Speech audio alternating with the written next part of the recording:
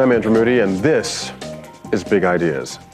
Now, when last summer Mel Gibson was stopped in California for speeding and drunk driving, a leaked police report described a drunken Gibson declaring that Jews are responsible for all the wars in the world. And I have to say that, I had to ask myself, what if he's right? So I did a little research, and I was surprised to discover that Kim Il-sung, the founder of North Korea, who attacked South Korea in 1950, was actually born Kim Il-Goldberg. And General Pervez Musharraf, leader of Pakistan, a country poised for a nuclear conflict with India, I found out that his real name is Manischewitz. Okay, so the information comes from JewsRuleTheWorld.com, but what if? And even if it isn't true, can one just ask questions? As in, formulating a hypothesis? That's right, a hypothesis. All kidding aside, Gibson was skewered by the media, and rightly so. But his statements were not intended for public consumption. It was a drunken rant aimed at a police officer. Is that a hate crime? Well, how about David Ahenakew, a former chief of the Assembly of First Nations and a recipient of the Order of Canada, who once told a reporter that Hitler was attempting to clean up the world when he fried 6 million Jews in the Holocaust. He was charged and found guilty of promoting hatred. His Order of Canada was taken away, and he was charged $1,000. Now here's the question of today's episode. Should he have been? Is free speech truly free if you can't say things that are abhorrent, despicable, wrong? Or to put it more succinctly, does freedom of speech include the freedom to hate? And if you put "be it resolved" in front of it, what you get is the proper way of formulating Canadian parliamentary-style debate, which is what happened earlier this fall when the Hart House Debating Club at the University of Toronto engaged with the resolution in front of a packed auditorium. Could it be because someone very controversial and famous was going to speak? Let's wait to find out. And in the meantime, let's hear the arguments in favor and against hate speech as free speech. I must warn members that in this House there will be no smoking, no taking of snuff, no discharging of firearms, ringing of cell phones, or any other disorderly conduct. The resolution before the House today is, be it resolved that freedom of speech includes the freedom to hate. Ladies and gentlemen, Section 319, sub 2 of the Canadian Criminal Code makes it a criminal offense to willfully promote hatred against any identifiable group by communicating statements other than in private conversation. And an individual who violates this law and promotes hatred against an identifiable group can be put in prison for up to 2 years.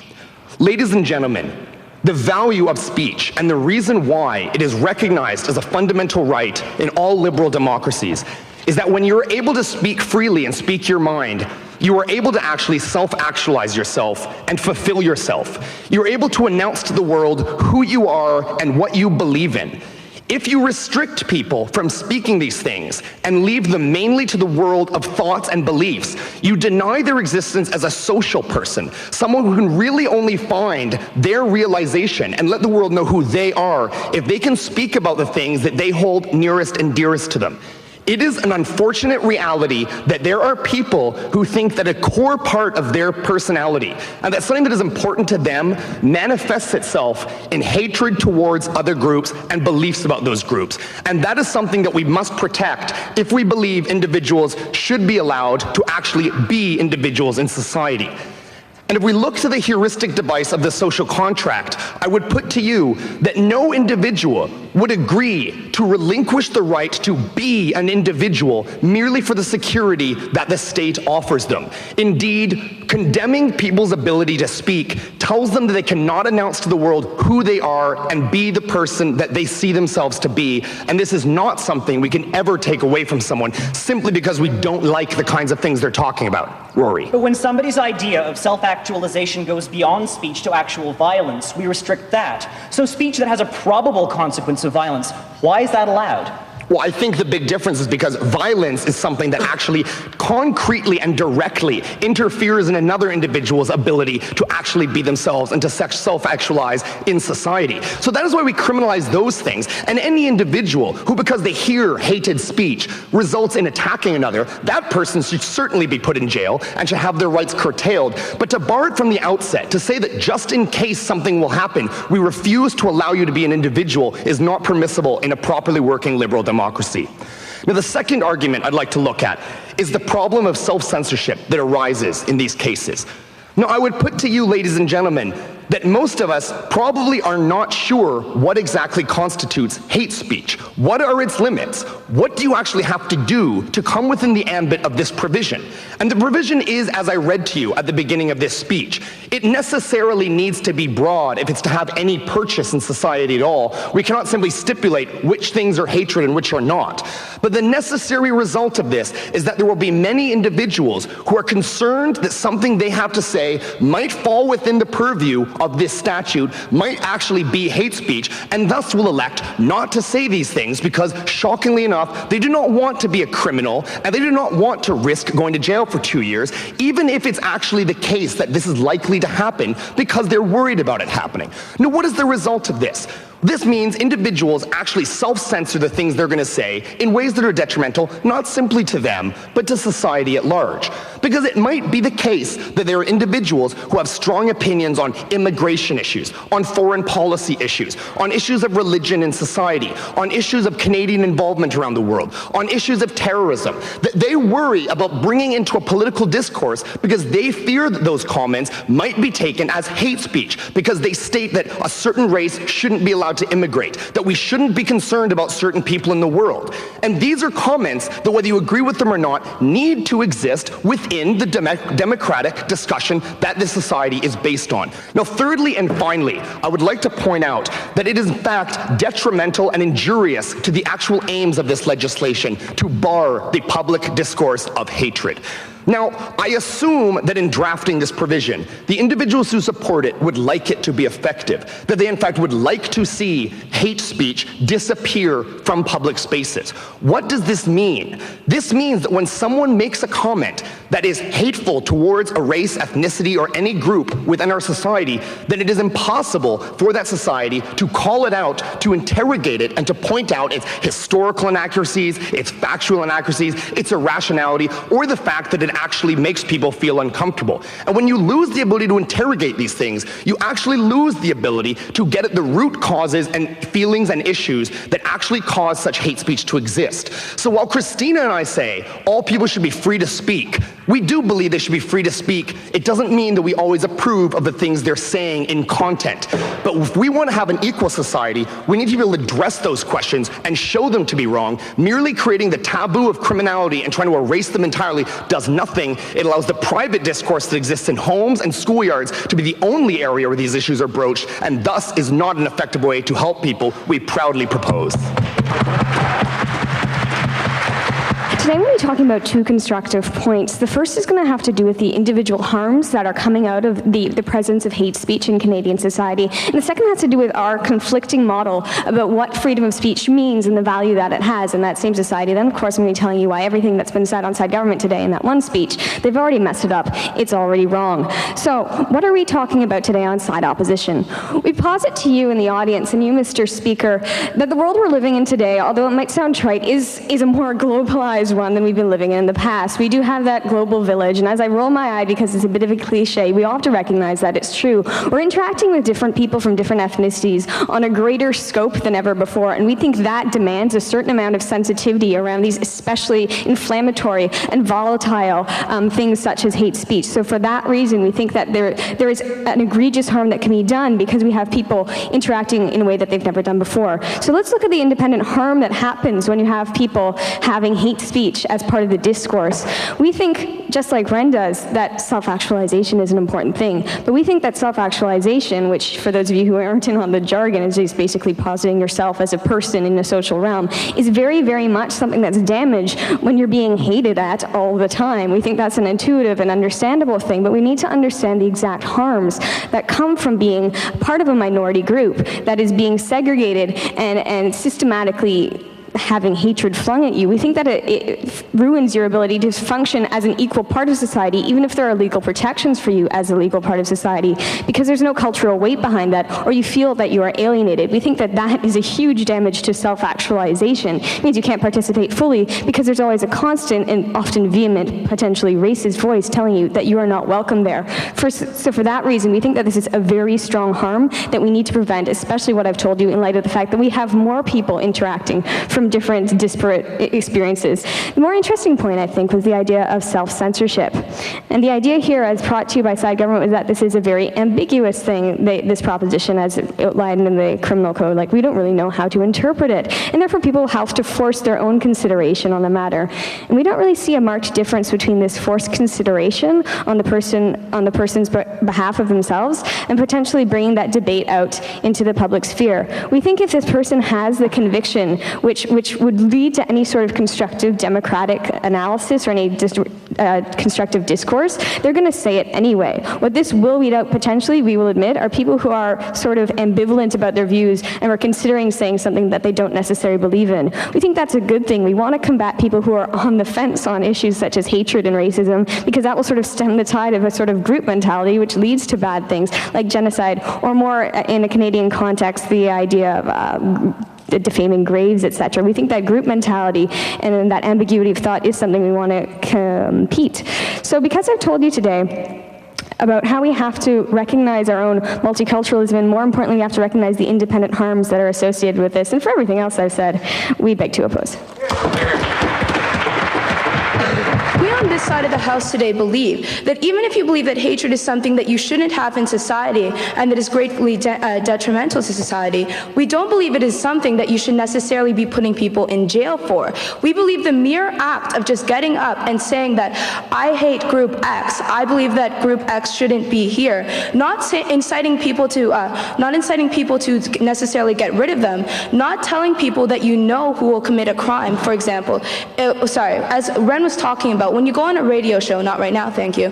When you go on a radio show and you get up and you say that you hate a certain group, that's considered hate speech in our setting. We're not talking about the person at the Klans meeting knowing that the group of young kids are very riled up, want to beat somebody up, telling them to go do that, or just spewing hate. That's not what's covered under the hate speech. Under hate speech, it's just if you get up and say that you hate and you say that other people should.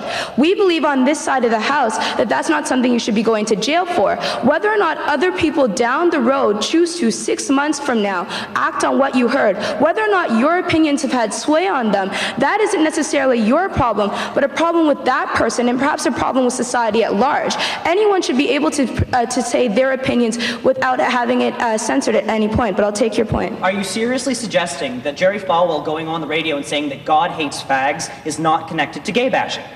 What I'm going to say is that Gary Falwell going on the radio and saying that God hates fags, if he does get up and say that and other people listen to that and they choose to go out, that does not, if he said it to a group where he knows people are going to go out and gay bash, then that isn't covered under the crime. If he does say it and people choose to take that into their account, they probably already held that feelings before. The feeling of hatred would exist whether or not we stifled Gary Falwell. All that happens is when we have him on the radio show, you can also have questions coming in saying, why do you believe that? Because until you choose to engage with it, until you stop locking up people just for spewing the hate and rather deal with why they have the hate in the first place, until you believe that, we don't believe that anything can actually come about. So we on this side of the House have talked to you about the value of freedom of speech. We've talked to you about how what it leads to right now is it leads to self-censorship, these laws, and leads to many detrimental effects. And we've talked to you furthermore about how we don't believe, if anything, that this should be a criminal act, that you should not be severely limiting one person's freedom for spewing their own opinions. And for these reasons, we beg to propose. Rights are a convenient fiction that we as a group, that we as a society buy into in order to make everyday life bearable. I don't have a right to life because God came down and spake, "Lo, Rory shall have a right to life." If you believe that, that's okay. You have a right to do that. I have a right to life because it would be awfully inconvenient if I started denying the rights of everybody else to life. And so society comes to a consensus, and we create the fiction of a right to life. The same thing is true of every single right. A right to property exists because when people hold property and can profit from it, they develop it to the benefit of the commons. And the same thing is true of speech. So I want to talk to you today about why the free speech, the discourse that was discussed on the side of government benches, is absolutely and totally irrelevant to this round because of one very simple four-letter word, and that is hate. How does hate add to discourse? I asked, does Jerry Falwell standing up and saying God hates fags actually add to discourse? Because you can't go to Reverend Falwell and say, please, justify that rationally. He'll go back to the Bible. Hate is the little ejector button of rationality from a conversation. It's when you pull back the onion far enough and find at its core that someone simply cannot justify their beliefs, and there's a little kernel of hatred right at the center. Because otherwise, it's a rational argument. Otherwise, it's discourse. But you disagree. Well, no, exactly. That's the point. So when Jerry Falwell says this, you have large numbers of people in the world pointing out how irrational and stupid it is, thus teaching others the fallacies of hate, instead of just restricting it to private households where there is no such discussion. Right. So when people stand up and spew hateful discourse, people are automatically going to recognize that this isn't true. But lots of people subscribe to Ernst Zundel's pamphlets denying the Holocaust, even though Ernst Zundel tried to claim that UFOs were Nazi technology that had spirited away the leadership of the Third Reich to Antarctica. Nobody who was buying these pamphlets, who was paying for these publications, seemed to notice this. Because everything we've heard from Ren and from Christina is generous and kind and good, but it presumes that we're dealing with rational actors. I want to deal with Christina's constructive point, because she said, making this criminal is what's wrong. Making speaking your opinions criminal is a terrible thing. But I'd ask you, if I hate a group enough to go on the radio and talk about how I hate them, is it reasonable for me to assume that someone's views might be more extreme and that someone might go out and hurt people? I think it's reasonable. And we do prosecute people for reasonably foreseeable consequences of their actions. But let's take a look at this in context, because what we haven't heard very much is how often Section 319 sub 2 is actually used and against whom it is used. Because you're right, this isn't going to prosecute Uncle Randy who has a few too many beers at dinner and starts rambling into a tirade against immigrants. This is used against academics who use their position of power to enforce their opinions on their students. This is used against people who are determined enough in their opinions that they do start radio talk shows preaching hatred. And then the question becomes, whom are we trying to protect with this? Because you can stand up and say any offensive thing you want in a room like this, and any group that is targeted by what you say probably has the grapes to look you in the eye and say, get lost, that makes no sense. But you can't offer that kind of justification for the black kid in the playground who's picked on. You can't offer that kind of justification to the gay kid in high school who's bashed, because this environment is allowed to exist. So let's go back to what my colleague told you. She told you that we limit rights when we see negative consequences. We limit people's freedoms when we see that exercising those freedoms can have negative ramifications. And we didn't really hear anything about this from Christina, except to say, if you're just saying the hate, you're not doing the hate. But as I've shown you, you can expect that if you're out there preaching and promoting and promulgating hatred, that someone's actually going to listen to you. There clearly is a market for this. But what have we heard from government today? We heard a very simplistic analysis that tells you that your rights end where your neighbor's nose begins, which is how we explain it to grade 5 students.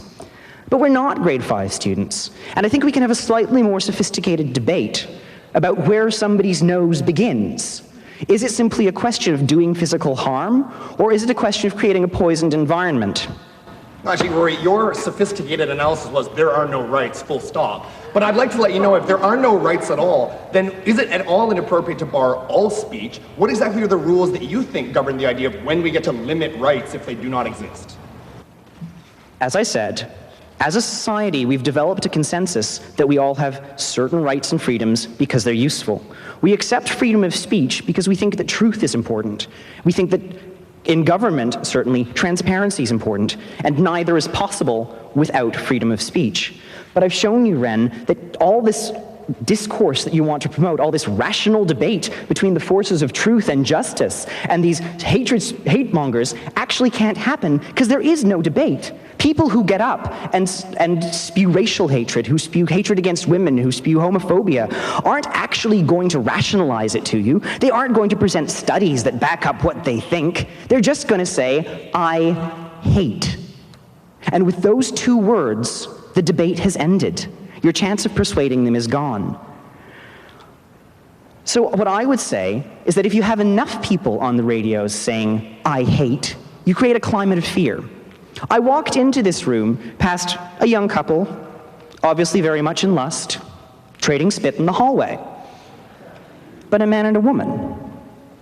Honestly, if Jerry Falwell weren't on the radio saying God hates fags, how many more gay men would feel comfortable showing affection in public?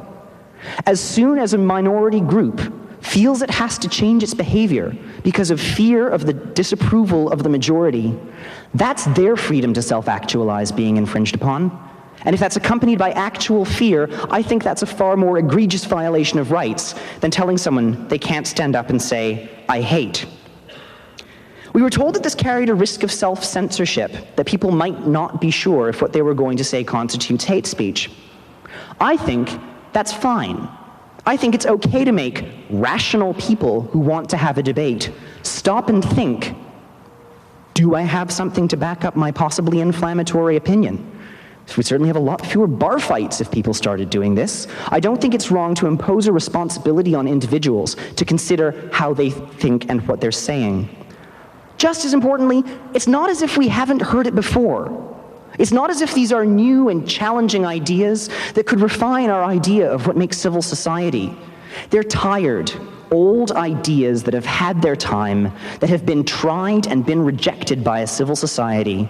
And if the sad, pathetic people who want to continue spewing hatred get locked up, I have very little time for those who would oppose this. Because sooner or later, they are going to come across impressionable minds. And that's the context that Adrian and I have talked about. Because if enough people say it's okay to hate, then people start to believe that it's okay to hurt. And I think that that's a pretty reasonable assumption. I think it's reasonable to assume that people promoting hatred can foresee the consequences of their actions in concrete, harmful action. And since we do criminalize actions that can predictably result in harm, this is an appropriate response to it.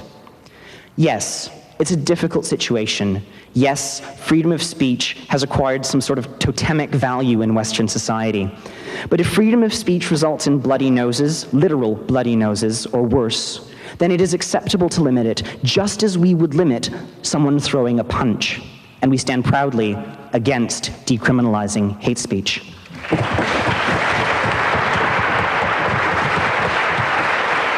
Okay. Fire. No, there's no fire. It's more like the firebrand Christopher Hitchens instead. That would explain the big crowd. Christopher Hitchens is a journalist and author, having in the past become known for his take no prisoners attack on Henry Kissinger, Mother Teresa, and Bill Clinton. Today, Hitchens is best known as a vigorous defender of the U.S. incursion into Iraq and of the urgent need to fight what he has termed Islamofascism. So let's go back to Christopher Hitchens shouting fire in a crowded theater. Fire. Now you've heard it. Not shouted in a crowded theater, admittedly. As I realize, I seem now to have shouted it in the Hogwarts dining room. But the point is made. Everyone knows the fatuous verdict of the greatly overpraised Justice Oliver Wendell Holmes, who asked for an actual example of when it would be proper to limit speech or define it as an action, gave that of shouting fire in a crowded theater. It's very often forgotten what he was doing in that case was sending to prison a group of Yiddish-speaking socialists whose literature was printed in a language most Americans couldn't read, opposing President Wilson's participation in the First World War. and the dragging of the United States into this sanguinary conflict, which the Yiddish-speaking socialists had fled from Russia to escape. In fact, it could be just as plausibly argued that the Yiddish-speaking socialists, who were jailed by the excellent and overpraised Judge Oliver Wendell Holmes, were the real firefighters, were the ones who were shouting fire when there really was fire in a very crowded theater indeed. And who is to decide? Well, keep that question, if you would, ladies and gentlemen, brothers and sisters, I hope I may say comrades and friends, before your minds. I exempt myself from the Speaker's kind offer of protection that was so generously proffered at the opening of this evening. Anyone who wants to say anything abusive about or to me is quite free to do so, and welcome, in fact, at their own risk.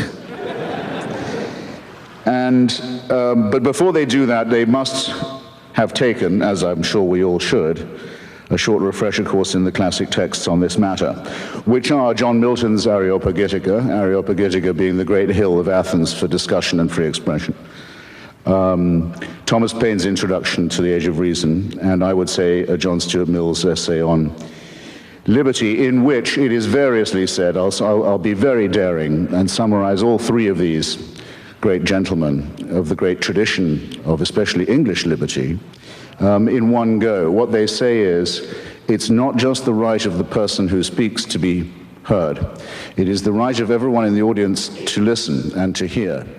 And every time you silence somebody, you make yourself a prisoner of your own action because you deny yourself the right to hear something. In other words, your own right to hear and be exposed is as much involved in all these cases as is the right of the other to voice his or her view. Indeed, as John Stuart Mill said, if all in society were agreed on the truth and beauty and value of one proposition, all except one person, it would be most important, in fact, it would become even more important, that that one heretic be heard, because we would still benefit from his perhaps outrageous or appalling view. In more modern times, this has been put, I think, best by a personal heroine of mine, Rosa Luxemburg, who said that the freedom of speech is meaningless unless it means the freedom of the person who thinks differently. My great friend John O'Sullivan, former editor of the National Review, and I think probably my most conservative and reactionary Catholic friend, once said, it's a tiny thought experiment, he says, if you hear the Pope saying he believes in God, you think, well, the Pope's doing his job again today. If you hear the Pope saying he's really begun to doubt the existence of God, you begin to think he might be onto something. Well, if everybody in North America is forced to attend at school training in sensitivity on Holocaust awareness and is taught to study the final solution, about which nothing was actually done by this country or North America or the United Kingdom while it was going on, but let's say as if in compensation for that, everyone's made to swallow an official and unalterable story of it now, and it's taught as the great moral exemplar, the moral equivalent of the morally lacking elements of the Second World War, the way of stilling our uneasy conscience about that combat. If that's the case with everybody, as it more or less is, and one person gets up and says, you know about this Holocaust, I'm not sure it even happened. In fact, I'm pretty certain it didn't. Indeed, I begin to wonder if the only thing is that the Jews brought a little bit of violence on themselves. That person doesn't just have a right to speak. That person's right to speak must be given extra protection, because what he has to say must have taken him some effort to come up with, might contain a grain of historical truth, might in any case give people to think about why do they know what they already think they know? How do I know that I know this, except that I've always been taught this and never heard anything else? It's always worth establishing first principles. It's always worth saying, what would you do if you met a Flat Earth Society member? Come to think of it, how can I prove the Earth is round? Am I sure about the theory of evolution? I know it's supposed to be true. Here's someone who says there's no such thing, it's all intelligent design. How sure am I of my own views? Don't take refuge in the false security of consensus and the feeling that whatever you think, you're bound to be okay because you're in the safely moral majority. One of the proudest moments of my life, that's to say, in the recent past has been defending the British historian David Irving, who is now in prison in Austria for nothing more than the potential of uttering an unwelcome thought on Austrian soil. He didn't actually say anything in Austria. He wasn't even accused of saying anything. He was accused of perhaps planning to say something that violated an Austrian law that says only one version of the history of the Second World War may be taught in our brave little Tyrolean republic. The republic that gave us Kurt Waldheim as Secretary General of the United Nations, a man wanted in several countries for war crimes. You know, the country that has Jörg Haider, the leader of its own fascist party, in the cabinet that sent David Irving to jail. You know the two things that have made Austria famous, given it its reputation, by any chance? Just while I've got you. I hope there are some Austrians here to be upset by it. Well, a pity if not, but the two great achievements of Austria are to have convinced the world that Hitler was German and Beethoven was Viennese. Now to this proud record they can add, they have the courage finally to face their past and lock up a British historian who's committed no crime except that of thought and writing. And that's a scandal. And I can't find a seconder usually when I propose this, but I don't care. I don't need a seconder. My own opinion is enough for me, and I claim the right to have it defended against any consensus, any majority, anywhere, any place, any time. And anyone who disagrees with this can pick a number, get online, and kiss my ass. Now, I don't know how many of you don't feel you're grown up enough to decide this for yourselves and think you need to be protected from David Irving's edition of the Goebbels diaries, for example, out of which I learned more about the Third Reich than I had from studying Hugh Trevor Roper and A.J.B. Taylor combined when I was at Oxford. But for those of you who do, I'd recommend another short course of revision. Go again and see not just the film and the play, but read the text of Robert Bolt's wonderful play, Man for All Seasons. Some of you must have seen it,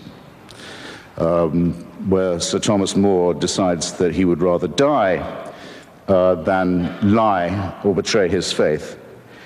And at one moment, More is arguing with a particularly vicious witch-hunting prosecutor, a servant of the king and a hungry and ambitious man. And More says to this man, You'd break the law to punish the devil, wouldn't you? And the prosecutor, the witch hunter, says, break it? He said, I'd cut down every law in England if I could do that, if I could capture him. And More says, yes, you would, wouldn't you? And then when you'd corner the devil and the devil turned round to meet you, where would you run for protection? All the laws of England having been cut down and flattened, who would protect you then? Bear in mind, ladies and gentlemen, that every time you violate or propose to violate the free speech of someone else, you, in potentia, you're making a rod for your own back, because the other question raised by Justice Oliver Wendell Holmes is simply this: who's going to decide? To whom do you award the right to decide which speech is harmful, or who is the harmful speaker? Or to determine in advance what are the harmful consequences going to be that we know enough about in advance to prevent? To whom would you give this job? To whom are you going to award the task of being the censor? Isn't it a famous old story that the man who has to read all the pornography in order to decide what's fit to be passed and what is fit not to be is the man most likely to become debauched? Did you hear any speaker in the opposition to this motion, eloquent as one of them was, to whom you would delegate the task of deciding for you what you could read, to whom you would give the job of deciding for you, relieve you of the responsibility of hearing what you might have to hear? Do you know anyone? Hands up. Do you know anyone to whom you'd give this job? Does anyone have a nominee? You mean there's no one in Canada good enough to decide what I can read or hear? I had no idea. But there's a law that says there must be such a person, or there's a subsection of some piddling law that says it. Well, the hell with that law then. It's inviting you to be liars and hypocrites and to deny what you evidently know already. about the censorious instinct. We basically know all that we need to know, and we've known it for a long time. It comes from an old story about another great Englishman. Sorry to sound so particular about that this evening, Dr. Samuel Johnson, the great lexicographer, author of the first, compiler, I should say, of the first great dictionary of the English language. When it was complete, Dr. Johnson was waited upon by various delegations of people to congratulate him, of the nobility, of the quality, of the commons, of the lords, and also by a delegation of respectable ladies of London who attended on him in his Fleet Street lodgings and congratulated him. Dr. Johnson, they said, we are delighted to find that you have not included any indecent or obscene words in your dictionary. Ladies, said Dr. Johnson, I congratulate you on being able to look them up. Anyone who can understand that joke, and I'm pleased to see that about 10% of you can, gets the point about censorship, especially prior restraint, as it's known in the United States, where it's banned by the First Amendment to the Constitution. It may not be determined in advance what words are apt or inapt.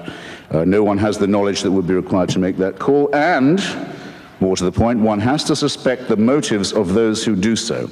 In particular, the motives of those who are determined to be offended, of those who will go through a treasure house of English, like Dr. Johnson's first lexicon, in search of filthy words to satisfy themselves and some instinct about which I dare not speculate. Now, I am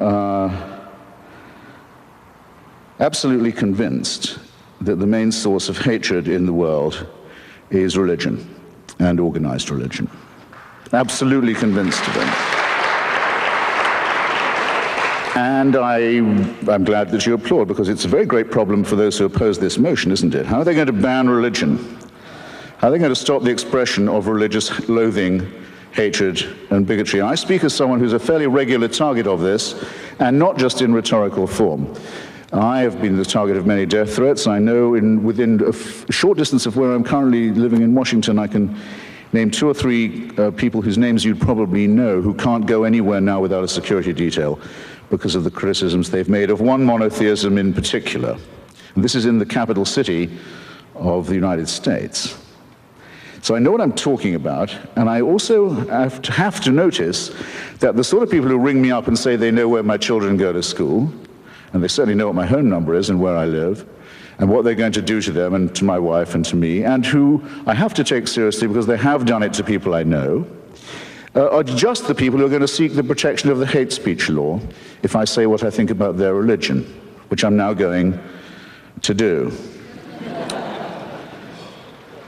Because I don't have any what you might call ethnic bias. I have no grudge of that sort. I can rub along with pretty much anyone of any, as it were, origin or sexual orientation or language group, except people from Yorkshire, of course, who are completely untakeable. And I'm beginning to resent the confusion that's being imposed on us now, and there was some of it this evening, between religious belief, blasphemy, ethnicity, profanity, and what one might call multicultural etiquette. It's quite common now for people to use the expression, for example, anti-Islamic racism, as if an attack on a religion was an attack on an ethnic group. The word Islamophobia, in fact, is beginning to acquire the opprobrium of that was once reserved for racial prejudice. This is a subtle and very nasty insinuation that needs to be met head on. Who said, what if Falwell says he hates fags? What if people act upon that? The Bible says you have to hate fags. If Falwell says he's saying it because the Bible says so, he's right. Yes, it might make people go out and use violence. What are you going to do about that? You're up against a group of people who will say, you put your hands on our Bible or we'll call the hate speech police. Now, what are you going to do when you've dug that trap for yourself?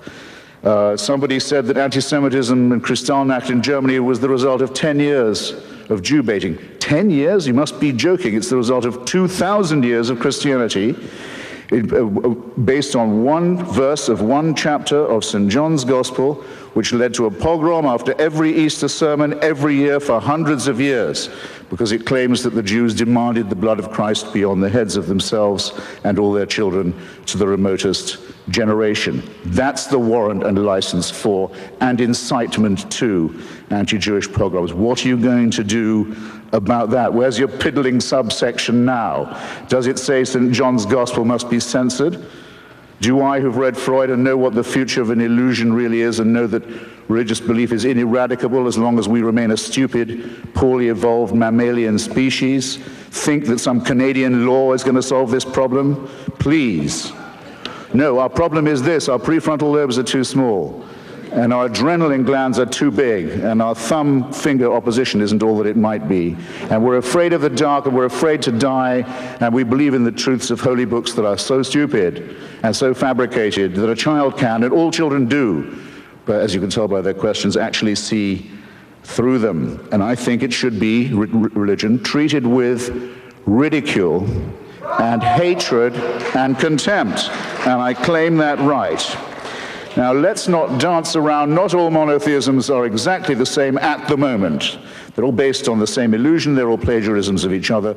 But there's one in particular that at the moment is posing a serious menace, not just to freedom of speech and freedom of expression, but to quite a lot of other freedoms too. And this is the religion that exhibits the horrible trio of self-hatred, self-righteousness, and self-pity. I'm talking about militant Islam. Globally, it's a gigantic power. Globally, it's a gigantic power. It controls an enormous amount of oil wealth, several large countries and states. With an enormous fortune, it's pumping the ideology of Wahhabism and Salafism around the world, poisoning societies where it goes, ruining the minds of children, stultifying the young in its madrasas, training people in violence, making a cult of death and suicide and murder. That's what it does globally. It's quite strong. In our societies, it poses as a cringing minority whose faith you might offend, which deserves all the protection that a small and vulnerable group might need. Now, it makes quite large claims for itself, doesn't it? It says it's the final revelation.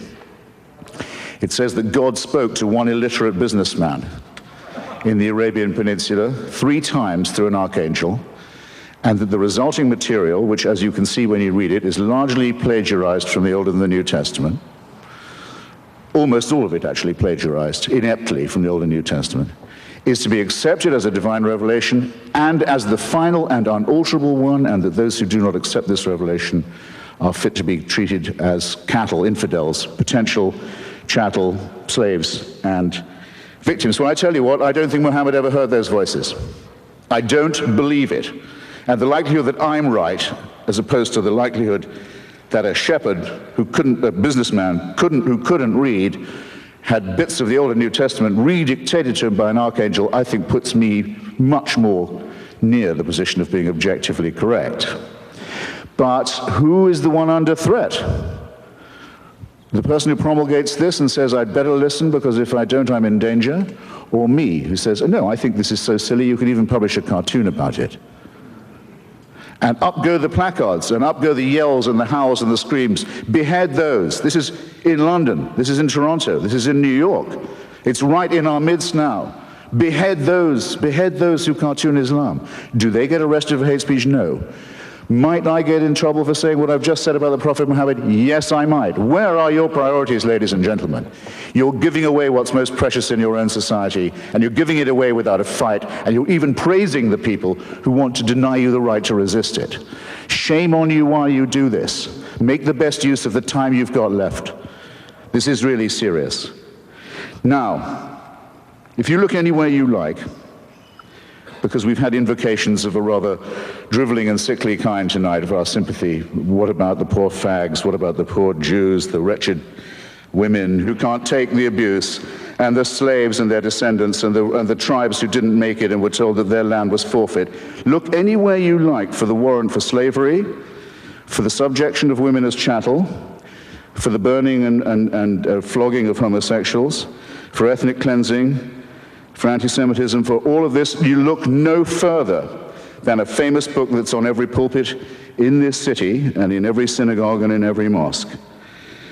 And then just see whether you can square the fact that the force that is the main source of hatred is also the main caller for censorship. And when you've realized that you're therefore this evening faced with a gigantic false antithesis, I hope that still won't stop you from giving the motion before you the resounding endorsement that it deserves. Thanks awfully. Night night.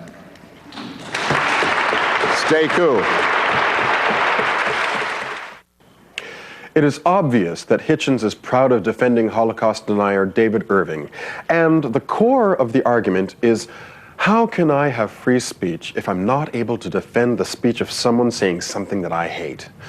However, it's actually pretty easy to defend speech of someone if that speech doesn't pose an immediate, real threat to you or a particular group that you're a part of.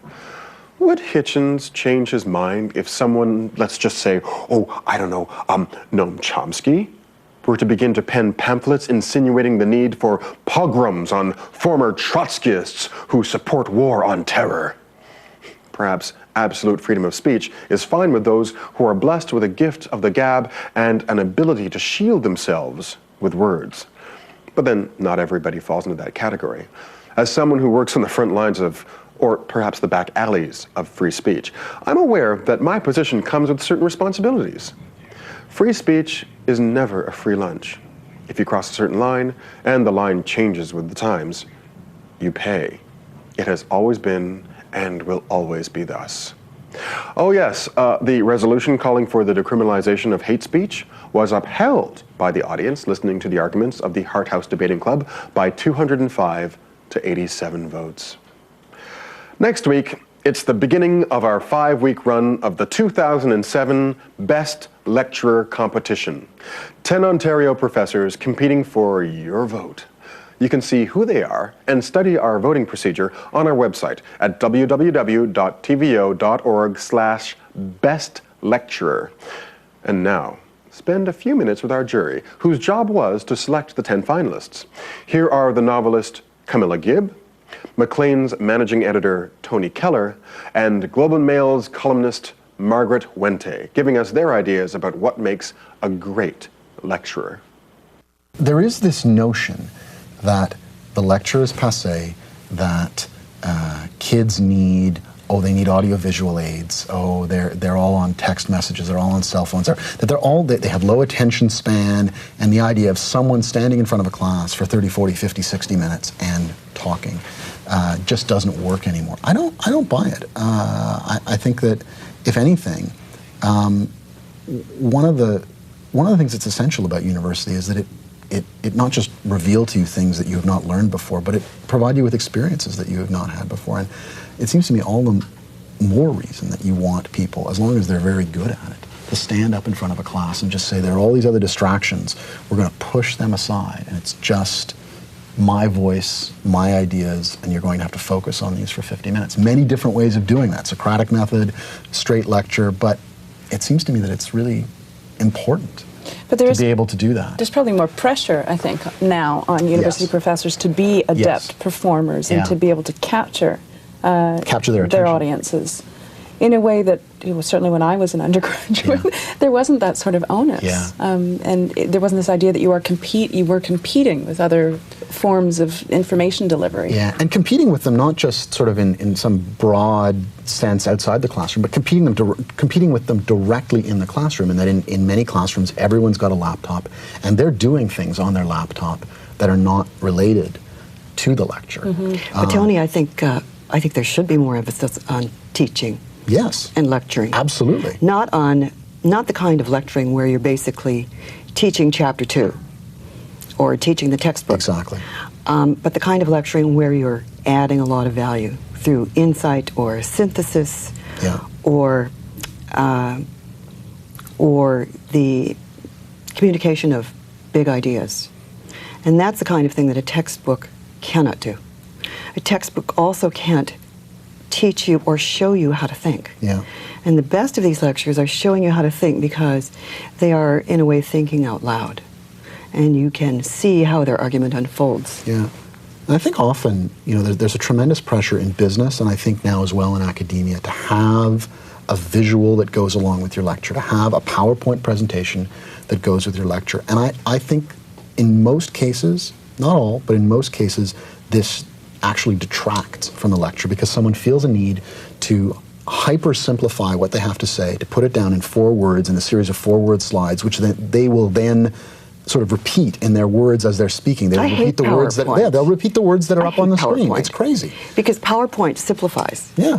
And university should be about complexity. It should be about nuance. It should be about struggling with interesting and difficult and challenging ideas. Not about key messages. Yeah. No. And it does get very It's not advertising. Well, there was this great joke that was going around the internet, I don't know if it was a year or 2 ago, and it was the Gettysburg Address reduced to PowerPoint. And the absurdity of taking the beauty of language and such complex and expansive thoughts and reducing them to a series of 5-word phrases.